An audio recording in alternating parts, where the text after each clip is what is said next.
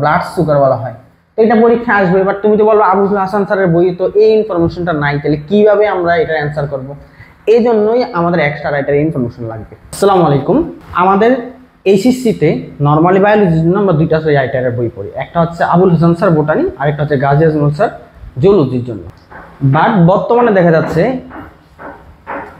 Medical ভর্তি পরীক্ষা, varsity admission ভর্তি পরীক্ষা এবং এমনকি এইচএসসির মধ্যে ওই দুই রাইটারের বই ছাড়াও আরও কয়েকটা এক্সট্রা রাইটার আছে যেখান থেকে প্রশ্ন চলে আসে এবং ইদানিং খুব আসতেছে।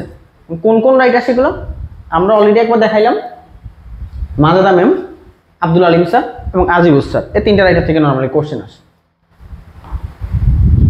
এখন একটা স্টুডেন্টের ক্ষেত্রে গাজী আজমল স্যার এবং আবুল হাসান স্যার এই দুইটা বই পড়ার পরও এক্সট্রা করে অন্য রাইটারের বই পড়ার সময় আসলে হয়ে ওঠে না, কিংবা আরেকটা বই কিনার সাধ্য তার নাই আর কিনতে ইচ্ছেও করে না।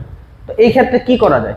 এই ক্ষেত্রে আমরা যদি ওই রাইটারগুলোতে দেখি, আসলে ওই রাইটারগুলোর বইয়ের মধ্যে এক্সট্রা করে যে পড়াগুলো আছে এগুলো রিটেনের কোশ্চেন না, মানে এগুলো রিটেনের কোনো পড়া না যে হ্যাঁ আবুল হাসান স্যারের বই নাই, আজিবুর রহমান স্যারের বই আছে বাট রিটেনে আসবে না, এটা না। এটা এমসিকিউর একটা তথ্য, যে তথ্যটা ওই স্যারের বই নাই। তার মানে এই তথ্যগুলো তুমি একটা চ্যাপ্টার থেকে খুঁজে বের করো, সর্বোচ্চ 10-15-20টা এমসিকিউ পাবা, আর ওইগুলো পড়তে তোমার 30-35 মিনিটও লাগবে না।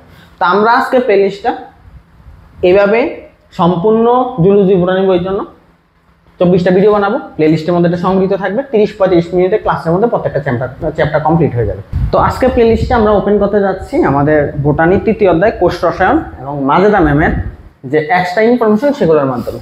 তো আমরা একটু খুঁজে বের করতে হবে, আমরা সর্বোচ্চ চেষ্টা করবো খুঁজে যত ভালো ভালো ইনফরমেশনগুলো যেগুলো পরীক্ষা আসার জন্য গুরুত্বপূর্ণ সেগুলো বের করার জন্য। প্রথমেই একটা ইনফরমেশন পেয়ে যাচ্ছি, সেটা হচ্ছে আমাদের কার্বোহাইড্রেট যে শর্করা সেটাকে বলা হয় কার্বস, পরীক্ষা আসার জন্য খুবই গুরুত্বপূর্ণ, অথবা বলা হয় স্টাফ অফ লাইফ। এই ইনফরমেশনগুলো পরীক্ষা দিয়ে দিবে, স্টাফ অফ লাইফ বলা হয় কাকে। দ্বিতীয়ত আমরা এখানে আরেকটা ইনফরমেশন পাচ্ছি, সেটা হচ্ছে আমাদের জীবদেহের মাত্র 1% শর্করা দিয়ে তৈরি। এটা আমি থেকে আসতে পারে জীবদেহের কত পার্সেন্ট শর্করা দিয়ে তৈরি। আমরা জানি আমাদের শর্করার ভিতরে কার্বন, হাইড্রোজেন, অক্সিজেন অনুপাত থাকে 1:2:1। কিন্তু কিছু কিছু শর্করা আছে যারা এই অনুপাতটা মানে না, তাও তারা শর্করা। আবার কেউ আছে অনুপাতটা মানে তাও শর্করা না, এরকম ব্যতিক্রম উদাহরণ কিন্তু আমাদের আবুল হাসান স্যারের বইও আছে। বাট এখানে এক্সট্রা করে আরো দুইটা ইনফরমেশন আমরা মানে ব্যতিক্রম উদাহরণ পাচ্ছি, সেটা হচ্ছে যে অনুপাত থাকে না, অনুপাতটা মানে না তাও শর্করা। এখানে দুইটা অতিরিক্ত এক্সাম্পল আছে, দেখো রেমিনোস আর সরবিটল, এটা আবুল হাসান স্যারের বইয়ের মধ্যে কিন্তু বলা নাই।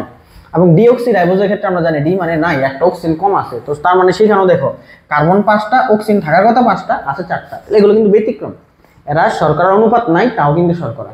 আবার এমন অনেকে আছে যাদের মধ্যে শর্করার অনুপাত আছে তাও শর্করা না। এক্সাম্পল কি?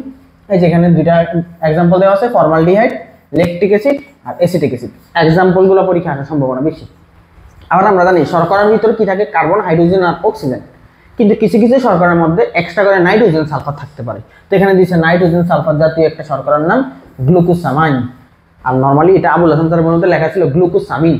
এটার মধ্যে অতিরিক্ত কি আছে, শর্করার মধ্যে কার্বন, হাইড্রোজেন, অক্সিজেন ছাড়াও নাইট্রোজেন আছে। এই ইনফরমেশনটা আমাকে মনে রাখতে হবে।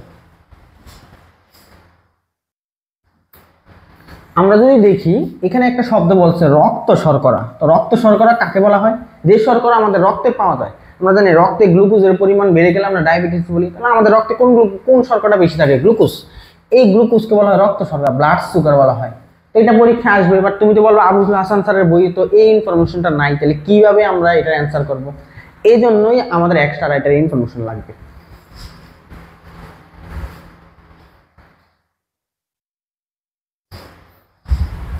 সাথে আরেকটা দেওয়া আছে, সেটা হচ্ছে আমাদের স্নায়ুকলায় মানে ব্রেনের কোষের মধ্যে একটা শর্করা পাওয়া যায়, সেটার নাম কি? গ্লাইকোলিপিড। যেটা কি হিসেবে পাওয়া যায়? গ্যালাক্টোজ। পরীক্ষা আসবে যে আমাদের স্নায়ুকলায় কোন শর্করাটা পাওয়া যায়? গ্যালাক্টোজ। গ্যালাক্টোজ শর্করাটা কি হিসেবে পাওয়া যায়? গ্লাইকোলিপিড হিসেবে। গ্লাইকোলিপিড মানে কি? যেখানে গ্লুকোজের সাথে লিপিডও যুক্ত থাকে। সেটা হচ্ছে আমাদের হ্যাপটোজ যে শর্করা, মানে যেটা আমাদের কার্বন 7টা থাকে। আমাদের আবুল হাসান স্যার বইয়ের মধ্যে খালি স্যাডো হ্যাপটোলোজ এই উদাহরণটা দেওয়া আছে, বাট গ্লুকোহ্যাপটোজ এটাও কিন্তু 7 কার্বন বিশিষ্ট। এবং যেখানে বলছিল এই স্যাডোহ্যাপটোলোজ নামটা কোথা থেকে আসছে? সিডাম নামক প্রজাতি থেকে। তাহলে এটা এমসিকিউতে আসতে পারে যে সিডাম নামক প্রজাতি থেকে কোনটা পাওয়া গেছে? স্যাডোহ্যাপটোলোজ। আমাদের আবুল হাসান স্যার বই কিন্তু অক্টোজ, ননোজ, ড্যাকোজের উদাহরণ দেওয়া নাই। যদি আমাদের এখানে উদাহরণগুলো দেখলেই বোঝা যায় যে ড্যাকোজ, ননোজ, অক্টোজ 8, 9, 10 নাম শুনে বোঝা যায়, পারা যাবে। যদিও আবুল হাসান স্যার বই কিন্তু এটা নেয়। আমাদের পলিস্যাকারাইডের মধ্যে দুইটা অতিরিক্ত এক্সাম্পল এখানে আমরা দেখতে পাচ্ছি। একটা এক্সাম্পল হচ্ছে প্যারামাইলাম, আরেকটা এক্সাম্পল হচ্ছে এগার। এই দুইটা হচ্ছে পলিস্যাকারাইড। তো পরীক্ষা যদি আসতে পারে নিচের কোনটি পলিস্যাকারাইডের উদাহরণ, তোমার পরীক্ষা দিয়ে দেওয়া গেল এগার, তুমি তো জানোই না এগার যে একটা পলিস্যাকারাইড, মানে এটাও তোমাকে শিখতে হবে। তারপর আরেকটা ইনফরমেশন দেওয়া আছে, খেয়াল করো যে গাঠনিক এককের ভিত্তিতে আমাদের পলিস্যাকারাইড দুই প্রকার। একটা হচ্ছে হোমোপলিস্যাকারাইড আর একটা হচ্ছে হেটারোপলিস্যাকারাইড। হোমো মানে কি, যেখানে পলিস্যাকারাইডগুলো আমরা জানি পলিস্যাকারাইড মানে বড় শর্করা, ছোট শর্করা দিয়ে তৈরি হয়। তো যেই শর্করাগুলো একই রকম মনোস্যাকারাইড দিয়ে তৈরি, যেমন আমরা জানি আমাদের যে সেলুলোজ ওইটা খালি বিটা গ্লুকোজ দিয়ে তৈরি, ফ্রুক্টোজ কিন্তু এর মধ্যে থাকে না, শুধু গ্লুকোজ থাকে। তাহলে এটা হচ্ছে হোমোপলিস্যাকারাইড। তা আর কে গ্লাইকোজেন, সেটার মধ্যে খালি আলফা গ্লুকোজ থাকে। স্টার্চ, এটার মধ্যে খালি আলফা গ্লুকোজ থাকে, অন্য কোনো কিছু পাবো না তুমি। আবার একটা অতিরিক্ত, এগুলো কিন্তু আমাদের আবুল হাসান স্যারের বই আছে, বাট এই ইনুলিন এটা যে একটা পলিস্যাকারাইড, এটা কি দিয়ে তৈরি? ফ্রুক্টোজ দিয়ে তৈরি। এটা পরীক্ষা আসতে পারে যে ইনুলিন কি দিয়ে তৈরি? ফ্রুক্টোজ নামক মনোস্যাকারাইড দিয়ে তৈরি। তো এগুলো হচ্ছে সব হোমো। বাট হেটারো মানে কি, যেটার মধ্যে গ্লুকোজও থাকতে পারে, ফ্রুক্টোজও থাকতে পারে। এক্সাম্পল কি? হেমিসেলুলোজ, পেকটিন, কাইটিন, মিউকোপলিস্যাকারাইড, এগার। এই এক্সাম্পলগুলো আসতে পারে নিচের কোনটি হেটারোপলিস্যাকারাইড। কোনটা কি দিয়ে তৈরি তোমার এখানে দেওয়া নাই, এত বেশি তোমার জানার কোনো দরকার নেই। এটা জানতেছো, এটাই তোমার জন্য অনেক বেশি। তারপর দেখো এখানে কাজের ভিত্তিতে আমাদের পলিস্যাকারাইডের কিছু নাম দেওয়া আছে। আমরা জানি কিছু কিছু পলিস্যাকারাইড আমাদের দেহে সঞ্চয় হয়, এটাকে আমরা বলি সঞ্চিত পলিস্যাকারাইড। আবার কিছু শর্করা আমাদের দেহ গঠন করে, তাদের আমরা বলি গাঠনিক পলিস্যাকারাইড। আর অতিরিক্ত একটা দেওয়া আছে দেখো, মিউকো বস্তু। এটা কিন্তু আমাদের আবুল হাসান স্যারের বই নাই, এটা আমাদের শিখতে হবে। তো সঞ্চিত পলিস্যাকারাইড কি? আমরা জানি স্টার্চ উদ্ভিদ দেহে সঞ্চয় থাকে, গ্লাইকোজেন আমাদের দেহে সঞ্চয় থাকে, এই দুইটা আমরা জানি। বাট এই যে ইনুলিন, লিভান আর প্যারামাইলাম, এরাও কিন্তু সঞ্চিত পলিস্যাকারাইড, তার মানে এটাও তোমাকে শিখতে হবে। প্লাস লিভানের নামটা কিন্তু নতুন আসছে, লিভান একটা পলিস্যাকারাইড, এটা একটা শর্করা, এই নামটা আপনাকে শিখতে হবে। গঠনগত, যারা দেহ গঠন করে, আমরা জানি সেলুলোজ উদ্ভিদ দেহ গঠন করে, কাইটিন ছত্রাক, এগুলো আমরা জানি। মিউকো বস্তু, মিউকো বস্তু কারে কয়? যারা পিচ্ছিল বস্তু তৈরি করে।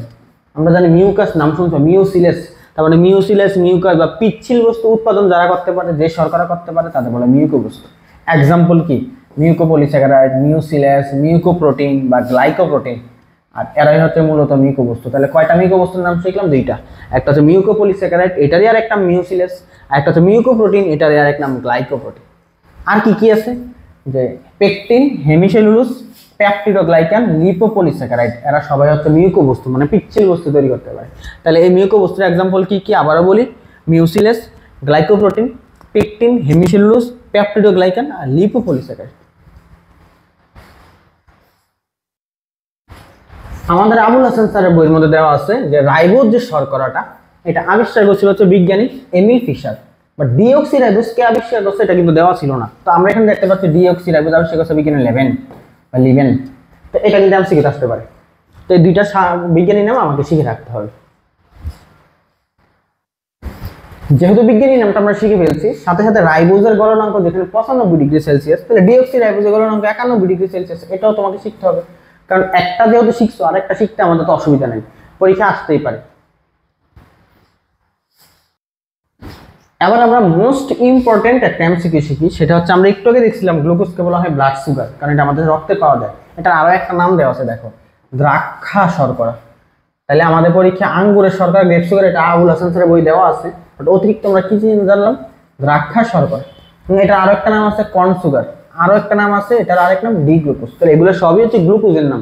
পরীক্ষা আসতে পারে কর্ন সুগার কাকে বলা হয়? গ্লুকোজকে। দ্রাক্ষা শর্করা কাকে বলা হয়? গ্লুকোজকে। ব্লাড সুগার কাকে, রক্ত শর্করা কাকে বলা হয়? গ্লুকোজকে।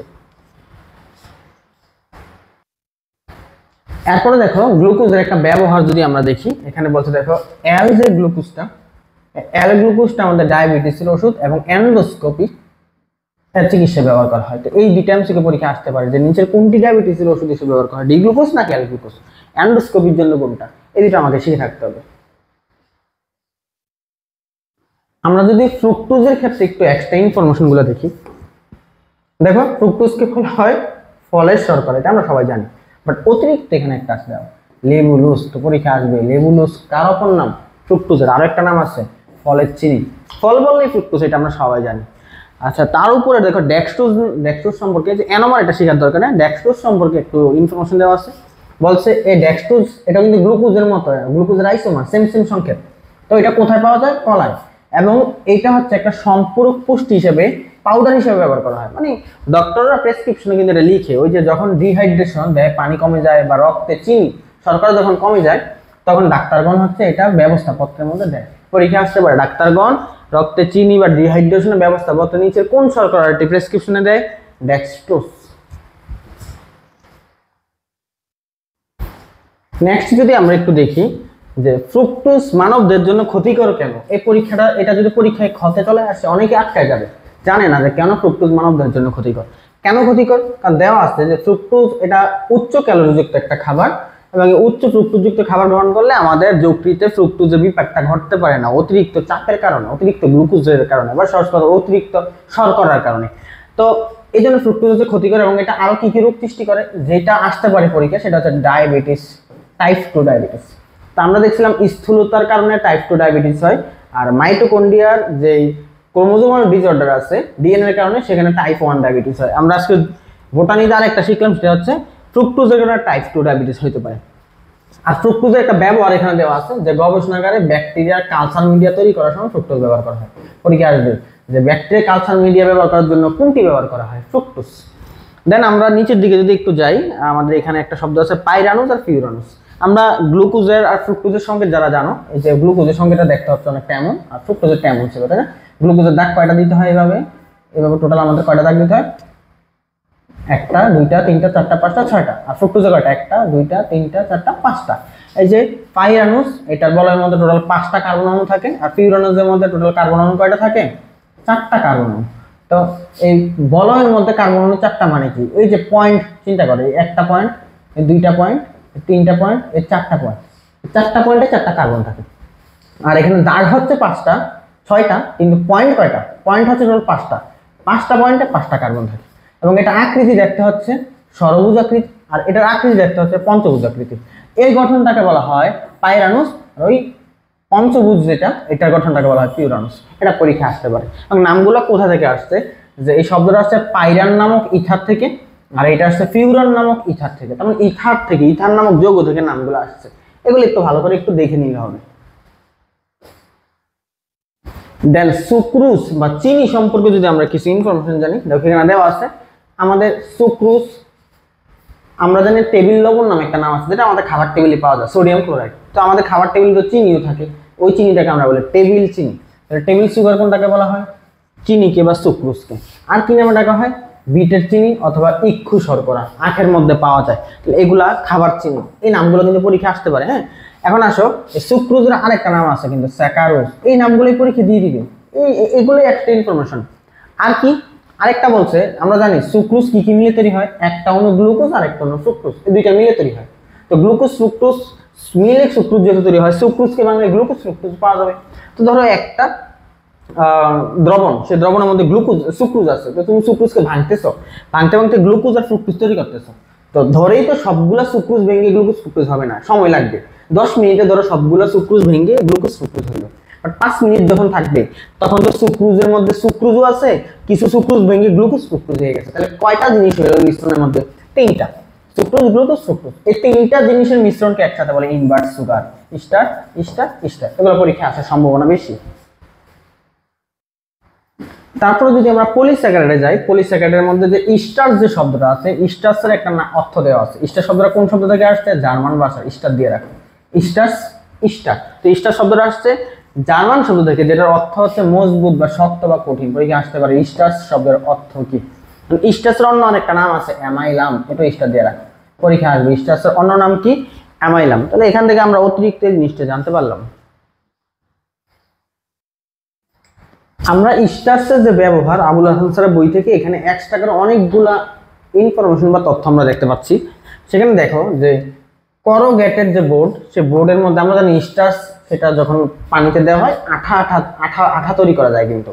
তো বোর্ডের আঠা হিসাবে ব্যবহার হয়, পরীক্ষা আসতে পারে। দেন আর কি আসতে পারে? যে আমাদের গার্মেন্ট শিল্পে সেটা ক্লথিং স্টার্চ হিসাবে ব্যবহার হয়। তারপরে আমাদের ট্যালকম পাউডারের ক্ষেত্রে, বাচ্চাদের ট্যালকম পাউডার, সেখানে হচ্ছে কর্ন স্টার্চ ব্যবহার হয়। তারপর হচ্ছে আরো আছে আমাদের জৈব জ্বালানি হিসেবে এই যে কর্ন যে ইথানলটা ব্যবহার হয়, সেটা কিভাবে তৈরি হয়? স্টার্চ থেকে গ্লুকোজের গাজন বা ইংরেজি একটা নাম আছে ফার্মেন্টেশনের মাধ্যমে। আচ্ছা, তারপর আর কি আমাদের স্টার্চ যে তেল, সে তেল অনুসন্ধান প্রক্রিয়ায় পিচ্ছিলকারী তরল ড্রিলিং ফ্লুইডের সান্দ্রতা বাড়ানোর জন্য এটা ব্যবহার করা হয়। পরীক্ষা আসতে পারে ড্রিলিং ফ্লুইডের সান্দ্রতা বাড়ানোর জন্য কি ব্যবহার করা হয়? স্টাস। আর আছে হ্যাঁ অতিরিক্ত আরেকটা দেওয়া আছে, কাপড় বুননের সময় সুতা যাতে ছিঁড়ে না যায়, ছিঁড়ে যাওয়ার হারটা কমানোর জন্য ওয়ার্ক সিজিং বা সিজিং এজেন্ট হিসাবে স্টাস ব্যবহার হয়। এখানে অনেকগুলো ইনফরমেশন, যদিও অনেকগুলো ইনফরমেশন থাকার কারণে আসার গুরুত্ব কমে গেছে, তারপরে একটু শিখে নিলে ভালো। আমরা যদি নেক্সট আমাদের গ্লাইকোজেনের ব্যবহারের মধ্যে দেখি, সেখানে একটা ইনফরমেশন দেওয়া আছে। আমরা জানি জুলজির পঞ্চম অধ্যায়ে আমরা পড়ছিলাম যে আমাদের ফুসফুসের মধ্যে দুই ধরনের কোষ থাকে, টাইপ 1 টাইপ 2। আমাদের টাইপ 2 কোষটা এটা আমাদের ফুসফুসের সারফেক্টেন্ট ক্ষরণে কিন্তু ব্যবহার হয়, মানে তৈরিতে সাহায্য করে। আমরা জানি সারফেক্টেন্টের প্রথম আমাদের ক্ষরণ হয় মানব ভ্রূণে 23 সপ্তাহ বয়সে, এবং 24 সপ্তাহ আগে কিন্তু ওই বাচ্চাটাকে মানে স্বাধীন মানুষ হিসেবে গণ্য করা হয় না। তো ওই পালমোনারি কোষের টাইপ 2 পালমোনারি কোষ থেকে আমাদের সারফেক্টেন্ট সৃষ্টিতে ভূমিকা কে পালন করে? গ্লাইকোজেন। এটা পরীক্ষা আসতে পারে, নিচের কে সারফেক্টেন্ট তৈরিতে ভূমিকা পালন করে? কে? গ্লাইকোজেন। আমরা আজকের ক্লাসে একটু আগে দেখে আসছিলাম যে আমাদের ইনুলিন সেটা ফ্রুক্টোজ দিয়ে তৈরি। কয়টা ফ্রুক্টোজ অণু থাকে এটার মধ্যে? 30 থেকে 35টা। দেন ইনুলিন কোন কোন খাবারে পাওয়া যায়? দেখো ডালিয়া, চিকুরি, জেরুজালেম, আর্টিচোক, যদিও খাবারের নামগুলো আমি চিনি না, এইসব খাবারে থাকে। আর কি? পেঁয়াজ এবং রসুনও ইনুলিন থাকে। পরীক্ষা আসতে পারে পেঁয়াজ রসুন নিচের কোনটি থাকে? আচ্ছা, এখানে বলছে ওই তোমরা এই নামটা শুনছো কিনা? শুনছো যারা বোটানি অষ্টম অধ্যায়ে পড়ছো, অ্যাস্টারাসি, প্রোকন্ডাসি, প্রোকোডেন্ড্রাসি, আর একটা ছিল টেট্রাসেন্ড্রাসি। এই তিনটা গোত্র এরা হচ্ছে আবৃতবীজের গোত্র। আবৃতবীজের গোত্রের মধ্যে অবশ্য বেসেল থাকে, কিন্তু এই তিনটা গোত্রের মধ্যে থাকে না, ওই ব্যতিক্রম মধ্যে এটা ছিল। যাই হোক, এর একটা গোত্রের নাম আবৃতবীজের একটা গোত্র অ্যাস্টারাসি। ওই গোত্রের কিছু উদ্ভিদ, এই তিনটা উদ্ভিদ চারটা উদ্ভিদের মধ্যে আমাদের এই ইনুলিনটা থাকে। খুবই গুরুত্বপূর্ণ একটা ইনফরমেশন, সেটা হচ্ছে সুক্রালোজ নামে একটা শর্করা, এবং এটা বিভিন্ন নামে বর্তমানে জনপ্রিয় বা ব্যবহার হয়। সেটা হচ্ছে জিরো ক্যাল। এখন এটার নাম কেন জিরো ক্যাল নাম হয়েছে? দেখো নামের আগে যেই বোঝা যাচ্ছে, জিরো মানে শূন্য, ক্যাল মানে ক্যালোরি বা এনার্জি। কারণ এটার ভিতরে কোনো এনার্জি থাকে না। আসলে এনার্জি আছে, আমরা হজম করতে পারি না, তাহলে এটা মানুষের পুষ্টিতে কোনো কাজে আসে না, কারণ এটার নাম হচ্ছে জিরো ক্যাল, জিরো ক্যালোরি। এখানে সুক্রোজের কোনো পরিপাক হয় না, এই জন্য এটার নাম জিরো ক্যাল। দেখো আমাদেরকে যদি কেউ জিজ্ঞেস করে যে অ্যামাইনো অ্যাসিড কয়টা, সবাই অ্যান্সার দেয় নর্মালি 28টা। প্রোটিন অ্যামাইনো অ্যাসিড কয়টা? 20টা। নন প্রোটিন কয়টা? সবাই উত্তর দেয় 8টা। আসলে 8টা না, নন প্রোটিন অ্যামাইনো অ্যাসিড প্রায় 700টার মতো। নন প্রোটিন অ্যামাইনো অ্যাসিড মানে কি? যারা প্রোটিন তৈরিতে সাহায্য করে না। এখন আমাদের দেহের ভিতরে অ্যামাইনো অ্যাসিড পাওয়া যায় 28টা, উদ্ভিদের প্রাণীতে টোটাল পাওয়া যায় 28টা। বাট পৃথিবীতে নন প্রোটিন অ্যামাইনো অ্যাসিড যদি আমরা হিসাব করি, তাহলে দেখো বলা আছে পৃথিবীতে নন প্রোটিন অ্যামাইনো অ্যাসিড প্রায় 700টারও বেশি আছে। এর মধ্যে উদ্ভিদের মধ্যে পাওয়া যায় 300টা। কারণ নন প্রোটিন অ্যামাইনো অ্যাসিড কিন্তু 8টা না। এবং আমি আবার বলি, এই ইনফরমেশনগুলো তুমি কখন বুঝবা? যদি তুমি আবুল হাসান স্যারের বইটা পড়ে তারপরে এই ক্লাসটা করো, তখনই তুমি বুঝতে পারবা। তুমি ওই চ্যাপ্টার না পড়ে জাস্ট এই সিঙ্গেলেই ক্লাস করলে সব মাথার উপর দিয়ে যাবে।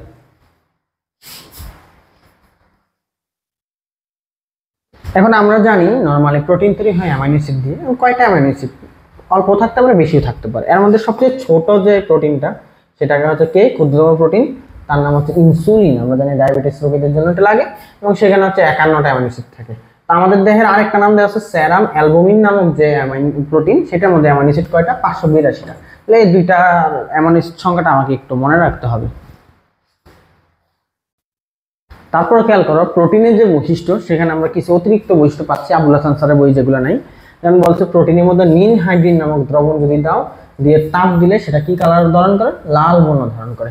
তারপরে ইনসুলিন যে প্রোটিনটা আছে, সেটার আণবিক ওজন 6000 ডাল্টন। আর একটা হচ্ছে প্রোটিনকে অধঃক্ষেপণ করা যায় কি কি দিয়ে? বিভিন্ন লবণ দিয়ে, ম্যাগনেসিয়াম সালফেট, সোডিয়াম সালফেট আর অ্যামোনিয়াম সালফেট, মানে সালফেট লবণ দিয়ে এদেরকে অধঃক্ষেপ করা যায়। আবুল হাসান স্যারের বই আমরা দেখছিলাম দ্রবণীয়তার ভিত্তিতে আমাদের প্রোটিন হচ্ছে টোটাল 7 প্রকার। তো 7 প্রকার প্রোটিনের মধ্যে অনেকগুলো এক্সাম্পল ছিল। তো এখানে এক্সট্রা করে আরো এক্সাম্পল, আসলে এগুলো মনে থাকে না। তাও দেখো এখানে আমরা দুই একটা শিখি দেখি যে আমাদের ডিমের কুসুমের মধ্যে, ডিমের কুসুমে আমরা জানি নর্মালি হচ্ছে আমাদের গ্লোবিউলিন প্রোটিন থাকে, সাথে একটা নতুন আরেকটা নাম পাইছি ফসফাইটিন প্রোটিন থাকে। তারপরে আরো কিছু অতিরিক্ত আছে, যেমন সোয়াবিন, সেটা আমাদের গ্লাইসিনিন থাকে। আর আরেকটা হচ্ছে কমলা লেবুতে হচ্ছে কোমিলিন থাকে। এই তিনটা নাম হচ্ছে অতিরিক্ত আছে। আচ্ছা, তারপরে যদি আমরা নিচের দিকে আসি যে অতিরিক্ত আর কি পাওয়া যায় আমাদের হিস্টোন প্রোটিনের মধ্যে, অতিরিক্ত কিছু নাই। প্রোটামিনের মধ্যে দেখো, আমরা জানি প্রোটামিন ক্ষুদ্র প্রোটিন, এটা আমরা আবুল হাসান স্যারের বইয়ের মধ্যে পড়ছি। প্রোটামিন পাওয়া যায়, তোমরা পড়ছো হচ্ছে সালমিন নামক মাছ, তাই না? কিন্তু এখানে আমাদের সালমিন নামক মাছ না, মাছের নাম হচ্ছে স্যামন মাছ।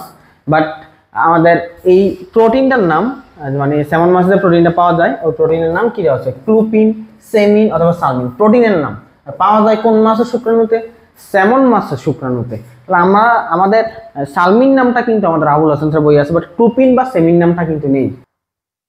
আচ্ছা, আমরা জানি যে আমাদের প্রোটিন গঠনকারী অ্যামাইনো অ্যাসিড ছিল 20টা। এর মধ্যে আমাদের জন্য গুরুত্বপূর্ণ অ্যামাইনো অ্যাসিড হচ্ছে টোটাল 8টা, আর অগুরুত্বপূর্ণ মানে অপরিহার্য হচ্ছে 8টা, আর কম গুরুত্বপূর্ণ হচ্ছে 12টা। তো যেই সকল প্রোটিনের মধ্যে ওই গুরুত্বপূর্ণ 8টা অ্যামাইনো অ্যাসিড থাকে তাদের আমরা বলি প্রথম শ্রেণী, আর যেটা আমাদের থাকে না সেটা আমরা বলি দ্বিতীয় শ্রেণী।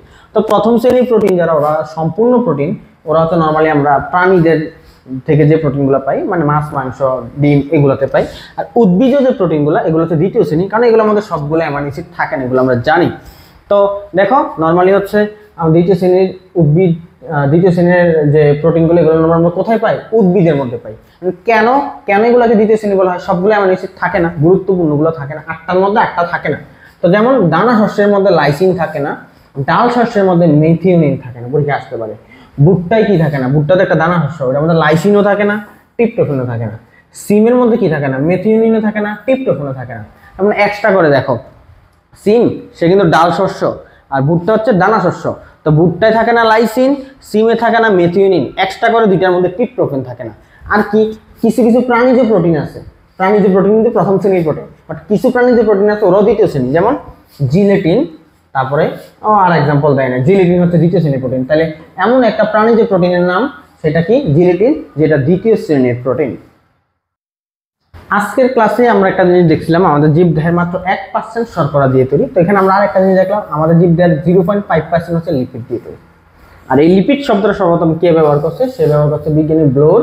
এবং এই লিপিড শব্দটা হচ্ছে গ্রিক লিপিড শব্দ থেকে, লাইপোস শব্দ থেকে লিপিড শব্দটা আসছে। তো পরীক্ষা আসতে পারে লিপিড শব্দটা কোন শব্দ থেকে আসছে? গ্রিক থেকে। লিপিড শব্দটা কে ব্যবহার করছে? বিজ্ঞানী ব্লোর। সাথে করে আরেকটা ইনফরমেশন আমাদের দেওয়া আছে যে আমরা যখন বিশ্রামরত অবস্থায় থাকি, তখন আমাদের বিশ্রামরত অবস্থায় শক্তি প্রদান কেই করে? লিপিড কত পার্সেন্ট শক্তি প্রদান করে? 75% শক্তি প্রদান করতে পারে। আচ্ছা, দেন একটা দ্রবণ, সেখানে লিপিড আছে নাকি নাই সেটা পরীক্ষার জন্য কয়েকটা পরীক্ষা আছে। দেখো বলছে একটা নাম সাকোস্কি পরীক্ষা, আর একটা হচ্ছে লিবারম্যান বারচার্ড পরীক্ষা। তো কোনটা কি? সাকোস্কিতে কি হয়, কোনো দ্রবণকে, নমুনাকে আমরা নিয়ে সেটাকে কিসে দ্রবীভূত করবো? ক্লোরোফর্মে। সেখানে কি দিব আমরা? ওই দ্রবণের সমপরিমাণ সালফিউরিক অ্যাসিড দিব। দেওয়ার পর যদি সেটা নীলাভ লাল অথবা কালচে লাল বর্ণ ধারণ করে, তাহলে সেখানে লিপিড আছে। আর একটা হচ্ছে লিবারম্যান বারচার্ড পরীক্ষা, সেখানে বলছে সেম ক্লোরোফর্মের মধ্যে আমরা দ্রবীভূত করবো, করার পর হচ্ছে আমরা কয়েক ফোঁটা অ্যাসিটিক অ্যানহাইড্রাইড আর কয়েক ফোঁটা গাঢ় সালফিউরিক অ্যাসিড যোগ করবো। যদি লিপিড থাকে তাহলে প্রথমে লাল বর্ণ, পরে নীল বর্ণ, এবং শেষে গিয়ে এটা হচ্ছে নীলাভ সবুজ বর্ণ হয়ে যাবে। তো এই দুইটা পরীক্ষার নাম একটু ভালো করে মনে রাখো। এই দুইটার মাধ্যমে আমরা কি করব? লিপিড উপস্থিত আছে কিনা সেটা পরীক্ষা করা হয়। আমরা আবুল হাসান স্যারের বইয়ের মধ্যে দেখছিলাম সম্পৃক্ত ফ্যাটি অ্যাসিড আর অসম্পৃক্ত ফ্যাটি অ্যাসিড। তো সম্পৃক্ত ফ্যাটি অ্যাসিড কারে কয়? যে ফ্যাটি অ্যাসিডের মধ্যে কার্বন কার্বন কোনো ডাবল বন্ড থাকে না। দেখো এখানে কার্বনের মাঝখানে কোনো ডাবল বন্ড নাই, কার্বন অক্সিজেনের মধ্যে আছে, ওইটা কাউন্ট করবো না আমরা। বাট অসম্পৃক্ত কারে কয়? কার্বন কার্বনে দ্বিবন্ধন থাকলে। তো ওখানে কিছু এক্সাম্পল দেওয়া ছিল সম্পৃক্ত আর অসম্পৃক্ত।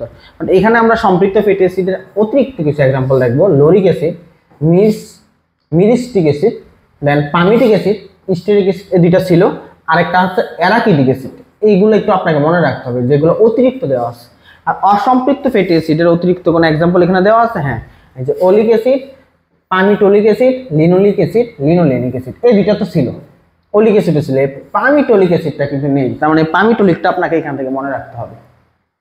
আমরা একটা মিস্টেক করলাম, আরেকটা আছে অতিরিক্ত, সেটা হচ্ছে অ্যারাকিডোনিক অ্যাসিড। তো সাবধান, অ্যারাকিডিক অ্যাসিড হচ্ছে সম্পৃক্ত আর অ্যারাকিডোনিক হচ্ছে অসম্পৃক্ত।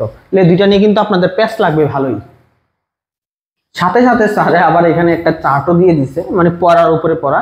এই ক্যাপ্রিক অ্যাসিড অতিরিক্ত আর কোনটা আছে? বিওটাইরিক অ্যাসিড। দুইটা হচ্ছে সম্পৃক্ত, আর বাকিগুলো আমরা দেখছি, বাকিগুলো এখন আর শেখা লাগবে না। আর কোথায় পাওয়া যায় এটা শেখার কোনো দরকার নেই, এগুলো পরীক্ষা আসবে না। তুমি খালি সম্পৃক্ত আর অসম্পৃক্ত গুলো শিখতে পারলে হবে। দেন আমরা জানি যে যুগ্ম লিপিডের মধ্যে যৌগিক লিপিডের মধ্যে আমাদের ফসফোলিপিড একটা, যেখানে লিপিডের সাথে অতিরিক্ত ফসফরাস যুক্ত থাকে বা ফসফরিক অ্যাসিড যুক্ত থাকে। তো আমরা জানি প্রথম ফসফোলিপিড আবিষ্কার হয়েছিল কোনটা, শনাক্ত হয়েছিল হচ্ছে লিসিথিন। এক্সট্রা করে আমাদের আরো কিছু এক্সাম্পল আমাদের আবুল হাসান স্যারের বই আছে, এখানেও এক্সট্রা করে দুই একটা এক্সাম্পল শিখতে হবে। কার্ডোলিপিন এই নামটা বোধহয় ছিল, বাট এটা ছিল না, স্পিঙ্গোমায়োলিন। স্পিঙ্গোমায়োলিন তার মানে এগুলো কিন্তু নতুন পড়া, তাহলে পরীক্ষা আসবে স্পিঙ্গোমায়োলিন কোন ধরনের লিপিড, ফসফোলিপিড, এটা আপনাকে এক্সট্রা করে শিখে নিতে হবে। তারপরে দেখো ওই ফসফোলিপিডের একটা কাজ এখানে আমরা পাইলাম, সেটা হচ্ছে উদ্ভিদ কোষে একটা হরমোন নাম হচ্ছে জ্যাসমিনিক অ্যাসিড, এটা উৎপাদনের ক্ষেত্রে আমাদের ফসফোলিপিডটা ব্যবহার হয়।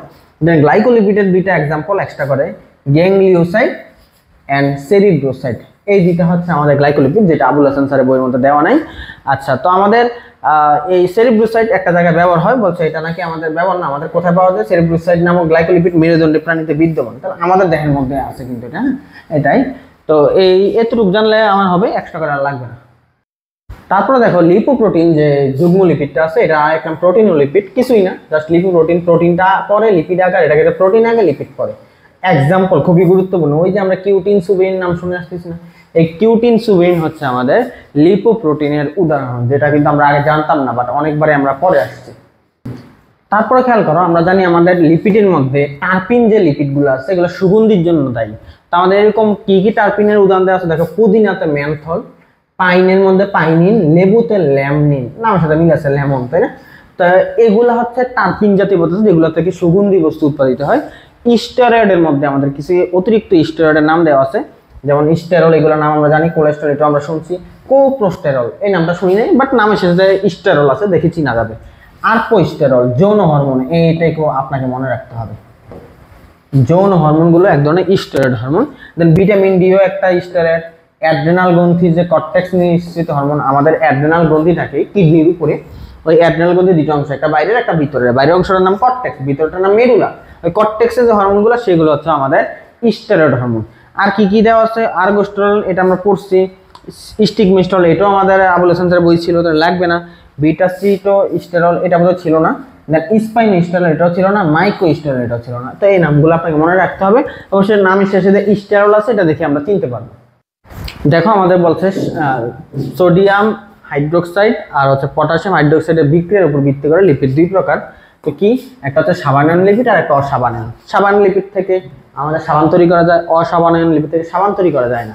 তো কোনটা, ট্রাইগ্লিসারাইড, ফসফোলিপিড, গ্লাইকোলিপিড, স্পিঙ্গোলিপিড এবং মোম, এগুলো থেকে সাবান তৈরি করা যায়। আর অসাবানায়নকে প্রোস্টোগ্ল্যান্ডিন স্টেরয়েড নামক হরমোন আর হচ্ছে টার্পিন, এগুলো হচ্ছে অসাবানায়ন, এগুলো থেকে আমাদের সাবান তৈরি করা যায় না। দেন এখানে আমরা রাবারের আরেকটা নাম পাচ্ছি, সে রাবারের আরেক নাম হচ্ছে পলিটার্পিন, এটা আমাকে একটু জানতে হবে। আর নর্মালি আমাদের রাবারগুলা যে কোন গাছ থেকে পাওয়া যায়, সেই গাছের নাম হচ্ছে প্যারা রাবার বৃক্ষ, যত এটা একটা গোত্রের নাম দেওয়া আছে, গোত্রের নাম শেখা দরকার নেই, আসবে না পরীক্ষায়। দেখো আমরা যদি একটু চেক করি, আমরা আমাদের লাস্ট টপিকে চলে আসছি, সেটা হচ্ছে এনজাইম। তো এনজাইমের কিছু অন্য নাম দেওয়া আছে, এনজাইম কিছু উৎসেচক বলে এটা আমরা জানি। আর এনজাইম অনেকটা প্রভাবকের মতো কাজ করে, বাট প্রভাবক তো শিল্পক্ষেত্রে ব্যবহার হয়, এনজাইম ব্যবহার হয় আমাদের জীবের ভিতরে, এই জন্য এর আরেক নাম জৈব অনুঘটক বা অর্গানিক ক্যাটালিস্ট। তোমরা জানো ক্যাটালিস্ট শব্দের অর্থ কিন্তু প্রভাবক। আচ্ছা, আর কি, এদের মনোক্যাটালিস্ট বলা হয়, সেল ফার্মেন্ট কারণ কোষের ভিতরে পাওয়া যায়। দেন বায়োরেগুলেটর, আর কি জীবনের প্রতিনিধি, এগুলো কিন্তু পরীক্ষা আসবে, হ্যাঁ, এগুলো দিয়ে দিতে পারে। এজেন্ট অফ লাইফ বলা হয় কাকে, কাকে বলা হয়, এনজাইমকে বলা হয়। আচ্ছা, তো এনজাইম শব্দের অর্থ কি, এনজাইম শব্দটার অর্থ হচ্ছে ইস্টের মধ্যে, ইস্ট নামক ছত্রাকের মধ্যে, কারণ আমাদের এই এনজাইমটা সর্বপ্রথম আবিষ্কার হয়েছিল ইস্ট থেকে, বোধহয় না, এই যে লেখায় আছে জাইমেজ এনজাইম আবিষ্কার হয়েছিল ইস্ট থেকে, এই জন্য নামকরণ করা হয়েছে। এখন একটা কথা দেওয়া আছে দেখো নিচের দিকে, এনজাইম সবাই জানে সকল এনজাইম এক ধরনের প্রোটিন, বাট সব প্রোটিন কিন্তু এনজাইম না। আর সকল এনজাইম যে প্রোটিন, একজন ব্যতিক্রম আছে, রাইবোজাইম নামক যে এনজাইম, এটা কিন্তু প্রোটিন প্রকৃতি না, এটা আরএনএ প্রকৃতি, পরীক্ষা আসতেই পারে, এটা ব্যতিক্রম। তাহলে ব্যতিক্রমী এনজাইম কোনটা, রাইবোজাইম। আবুল হাসান স্যারের বই আমরা একটা জিনিস দেখছিলাম, যে আমাদের কিছু কিছু এনজাইম আছে যেখানে এনজাইমের সাথে, এনজাইম তো প্রোটিন দিয়ে তৈরি, এনজাইমের সাথে কিছু অপ্রোটিন অংশ থাকে। এনজাইমের প্রোটিন অংশকে অ্যাপো এনজাইম বলে, অপ্রোটিন অংশকে আমরা জানি প্রোস্টেটিক গ্রুপ বলে। দুইটাকে একসাথে কি বলা হয়, এই দুইটাকে একসাথে বলা হয় হলো এনজাইম। পরীক্ষা আসতে পারে যে অ্যাপো এনজাইম এবং প্রোস্টেটিক গ্রুপ, এই দুইটাকে একসাথে কি বলা হয়, হলো এনজাইম। দেখো আমাদের এনজাইমের ব্যবহারের মধ্যে যে প্রোটিয়েজ এনজাইমটা আছে, এখানে আমাদের কিছু প্রোটিয়েজ এনজাইমের নাম দেওয়া আছে। এই দুইটা নাম কিন্তু আমরা কখনো শুনি নাই, এই জন্য দুইটা নাম মনে রাখতে হবে। প্রোটিয়েজ এনজাইমের আরেকটা নাম হচ্ছে সিস্টেমিক এনজাইম। আমরা জানি আমাদের দেহের সিস্টেমটাই কে কাজ করে, মানে কার সাহায্যে কাজ করে, প্রোটিনের সাহায্যে। এই জন্য প্রোটিয়েজ এনজাইমের আরেক নাম হচ্ছে প্রোটিয়েজ এনজাইম, সিস্টেমিক এনজাইম বা প্রোটিওলাইটিক এনজাইম। আচ্ছা, তারপরে ক্যাটালাইজ যে এনজাইম আছে, এই ক্যাটালাইজ এনজাইমের মধ্যে লেখা আছে যে আমাদের ক্যাটালাইজ এনজাইম আমাদের কত পিএইচ হলে ভালো কাজ করে, 7 পিএইচ হলে ভালো কাজ করে। আমাদের এই মাজেদা ম্যামের বইয়ের সর্বশেষ ইনফরমেশন এই কোর্স রসায়নের জন্য, সেটা হচ্ছে আমাদের এখানে যে আমরা আবুল হাসান স্যারের বইয়ের মধ্যে দেওয়া ছিল চোখের যে ছানি, সেটা অপারেশনের জন্য ট্রিপসিন এনজাইমটা ব্যবহার হয়। এই ছানি, চোখের ছানি ইংরেজি নাম হচ্ছে ক্যাটারাক্ট। দেন আমাদের রক্তক্ষরণ বন্ধে যে থ্রম্বিনটা ব্যবহার হয়, সেটা একটা এনজাইম। রক্তক্ষরণ বন্ধে থ্রম্বিন ব্যবহার হয়, এটা আপনাকে জানতে হবে। লাস্ট আর কয়েকটা আছে, কৃমিনাশক হিসেবে কোন এনজাইমটা ব্যবহার হয়, ফেমিন অথবা ব্রোমালিন স্টার। দেন গ্লুকোমিটারে, আমাদের গ্লুকোমিটার দিয়ে গ্লুকোজ মাপা হয় রক্তে, তো গ্লুকোমিটারে গ্লুকোজ অক্সিডেজ নামক এনজাইম ব্যবহার হয়। তো এই হচ্ছে আমাদের এক্সট্রা ইনফরমেশন, আর কোনো অতিরিক্ত ইনফরমেশন আমি এখানে দেখতেছি না, নেই। এগুলোই আশা করি শিখলে তোমার কমপ্লিট হয়ে যাবে, আর কিছু শেখা লাগবে না।